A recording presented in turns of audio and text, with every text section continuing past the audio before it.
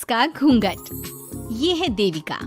देविका पढ़ी लिखी और मॉडर्न लड़की है, लेकिन उसकी शादी ऐसे परिवार में हुई है जो गांव में रहता है। भले ही ये 21वीं सदी है, लेकिन देविका के ससुराल वालों की सोच वो तो 18वीं सदी से आगे बढ़ी ही नहीं। आइए जानते हैं क्या होगा जब शहर की पढ़ी लिखी और मॉडर्न लड़की फंस जाएगी संकीर्ण मानसिकता वाले माहौल में।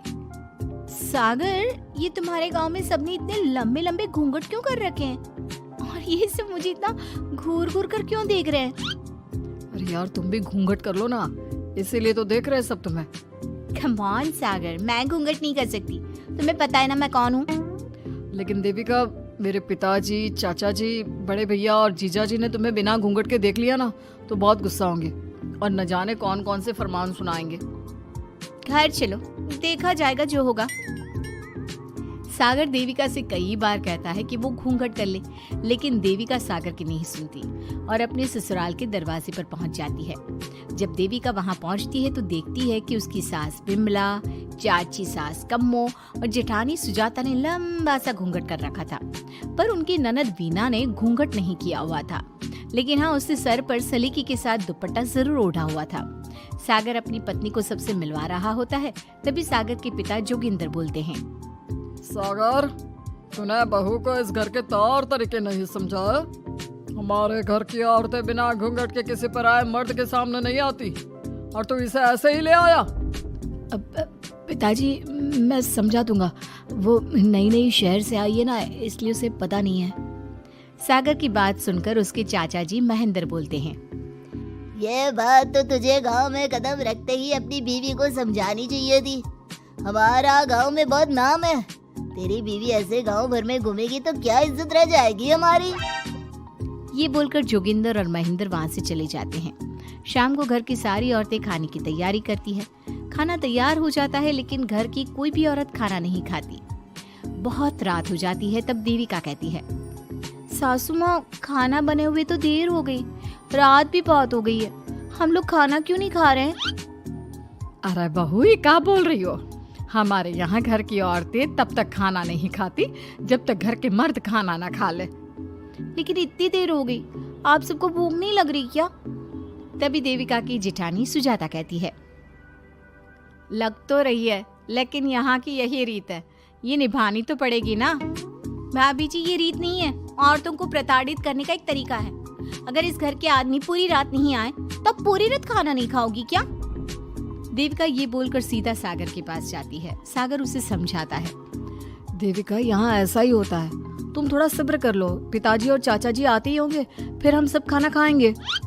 सागर देविका को समझा ही रहा था, तभी देविका की ननद वीना आकर कहती है, सागर, खाना खाने आ जाओ, पिताजी और चाचा जी आ गए हैं। चलो देविका, तुम्हारा इंतजार खत्म हुआ। सागर खाने के लिए बैठ जाता है। जब सब खाना खाने बैठते हैं तो देविका भी बैठ जाती है। सागर धीरे से उसे कहता है, अरे देविका, ये क्या कर रही हो? तुम इस तरह हमारे साथ खाना नहीं खा सकती। मगर क्यों सागर, मुझे भूख लगी है, सब लोग खा रहे हैं तो मैं क्यों नहीं खा सकती? ये हमारे घर का नियम है, पहले घर के आदमी खाते हैं और बाद में औरतें। लेकिन सागर, हमारे घर में तो ऐसा कोई नियम नहीं है। देविका और सागर में बहस छिड़ जाती है। तब सागर का बड़ा भाई कहता है, सागर, तेरी बीवी को एक बार में समझ में नहीं आता क्या कि इस घर की औरतें मर्दों के खाना खाने के बाद ही खाना खा सकती है? भैया, मैं देविका को यही समझा रहा था। मुझे तो लग रहा है कि इसके दिमाग में कोई बात ही नहीं बैठती एक बार में। भैया, मेरे दिमाग में बात तब बैठेगी ना जब आपकी बात कोई ढंग की होगी। अरे आखिर क्यों घर की औरतों को आप लोगों की बात खाना मिलेगा? हाँ, अब से पहले घर की किसी औरत ने घर की किसी मर्द से इस लहजे में बात नहीं की थी, इसलिए वो सब देविका की बात सुनकर हैरान रह गए। तभी सागर की जीजा और वीना के पति कल्याण जी कहते हैं, ये क्या है सागर, इस घर की दीवारों को औरतों की इतनी ऊंची आवाज सुनने की आदत नहीं है। अपनी बीवी को बोल जरा होश से काम ले और चुपचाप चली जाए। क्यों चली जाऊं मैं चुपचाप? इस घर की औरतें आपकी हर बात बर्दाश्त कर लेंगी, लेकिन मैं शहर की पढ़ी लिखी लड़की हूँ। आपके कोई भी फालतू के रीति रिवाज मैं नहीं बर्दाश्त करने वाली। इस तरह देविका ने सारे घर की औरतों के लिए मिसाल पैदा कर दी। जोगिंदर के घर में पहली बार किसी महिला ने विरोध का स्वर उठाया है, ये बात घर के किसी मर्द को बर्दाश्त नहीं हो रही है। तभी जोगिंदर कहता है, महेंद्र, मोहन, इस बेशर्म लड़की को कमरे में बंद कर दो और आज इसे कोई खाना नहीं देगा। अगर किसी ने इसे खाना दिया तो मैं उसे जिंदा नहीं छोड़ूंगा। महेंद्र और मोहन उसे कमरे में बंद कर देते हैं और उसे खाना भी नहीं देते। रात के 3 बज जाते हैं। भूख की वजह से देविका को नींद भी नहीं आती। तभी उसे कुछ महसूस होता है। ऐसा लग रहा है कोई दरवाजा खोल रहा है, लेकिन इतनी रात को कौन हो सकता है? कहीं सागर तो नहीं? देविका उम्मीद भरी नजरों से दरवाजे की तरफ देखती है, लेकिन दरवाजा खोलने वाला सागर नहीं बल्कि विमला और कम्मो है। माँ जी, चाची जी, आप दोनों? बहू, ये ले, हम तेरे लिए खाना लाए हैं, खा ले। और ये बात ना तो किसी को बताना मत कि हमने तुझे खाना दिया है, नहीं तो हमारे मर्द मार मार कर हमारा बुरा हाल कर देंगे। माँ जी, आप यहाँ इतना घुट घुट कर क्यों रहती हो? देविका, अब तू भी इस घर की बहू है, तू भी हमारी तरह रहना सीख ले। इस घर के कायदे कानून अपना ले। इस घर के मर्द तो कभी बदलने वाले हैं नहीं बहू, तो तू ही बदल ले अपने आप को। माँ जी, बदलाव अच्छे के लिए हो तो हमें बदलना चाहिए। बेकार और बेतुकी बातों का तो विरोध करना चाहिए। दोनों ने देविका को समझाने की कोशिश की, लेकिन देविका ने उल्टा उन्हें ही समझा दिया। इसी तरह एक दिन देविका किसी बात पर जोर जोर से हंस रही थी। तभी देविका की सास विमला ने उसे टोकते हुए कहा, अरे बहू, तू इतनी जोर जोर से क्यों हंस रही है? हमारे घर की औरत इतनी जोर जोर से नहीं हंसती। विमला अपनी बहू को समझा रही थी कि तभी महेंद्र बोलता है, अरे कम्मो, कौन है ये औरत जो बेशर्मों की तरह जोर जोर से हंस रही है? तभी कम्मो और देविका बाहर आ जाती हैं। जी वो मैं हंस रही थी चाचा जी। अब आप लोग हंसने पर भी पाबंदी लगाओगे क्या? तुम जैसी बदतमीज लड़कियों से मैं बात नहीं करना चाहता, लेकिन कान खोलकर सुन लो, इस घर की औरतें इतना जोर जोर से नहीं हंसती। और हाँ, तुम्हें पहले ही बता चुके हैं कि इस घर की दीवारों को औरतों की तेज आवाज सुनने की आदत नहीं है।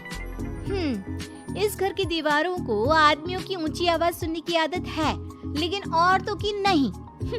चाचा जी, आपके घर की दीवारें तो बहुत दोगली है। हर पाबंदी औरतों के लिए क्यों चाचा जी? औरतें ये नहीं कर सकती, औरतें वो नहीं कर सकती। औरतें सांस ले सकती है या उस पर भी पाबंदी है? चुप हो जाना बहू, मत बोल और घूंघट कर ले। ये तेरे चाचा ससुर है, थोड़ा तो लिहाज कर। कम्मो के समझाने पर भी देविका चुप नहीं होती। वो महेंद्र से ऐसे ऐसे सवाल पूछती है जिनका जवाब उसके पास होता ही नहीं। महेंद्र गुस्से से सागर को आवाज देता है। महेंद्र की आवाज सुनकर घर के सभी आदमी बाहर आ जाते हैं। जी चाचा जी, आपने बुलाया? अपनी मुंह जोर बीवी को यहाँ से ले जाने तो कुछ अनर्थ हो जाएगा। क्या हुआ चाचा जी? तेरी बीवी जिस तरह से मुझसे बात कर रही है, छोटे बड़े की तमीज नहीं है इसे। कम से कम 7 दिन तक ये कमरे से बाहर नहीं निकलनी चाहिए। अगर इसे मैंने कमरे से बाहर देख लिया तो किसी की खैर नहीं, समझे? पर मैंने कुछ गलत नहीं बोला। सागर, जो सच है मैंने वही कहा है। देविका, चलो मेरे साथ। लेकिन सागर, मेरी बात तो सुनो। सागर देविका को वहां से ले जाता है। इसी तरह से कई दिन बीत गए।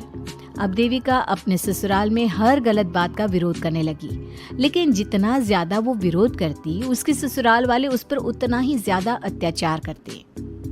अब देखना यह है कि देविका अपने ससुराल वालों के अत्याचार को यूं ही सहती रहेगी। क्या उसके ससुराल में घूंघट में औरतों का दम इसी तरह घुटता रहेगा?